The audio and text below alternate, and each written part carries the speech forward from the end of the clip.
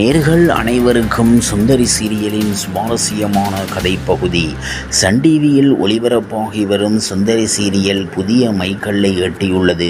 சுந்தரி serial தற்போது 600 எபிசோடுகளை கடந்துள்ளது. இதனை poster மூலம் இன்ஸ்டாகிராமில் உறுதிப்படுத்தியுள்ளது சன் டிவி. இதையடுத்து சுந்தரி குழுவினருக்கு தங்கள் வாழ்த்துக்களை தெரிவித்து வருகின்றனர் ரசிகர்கள்.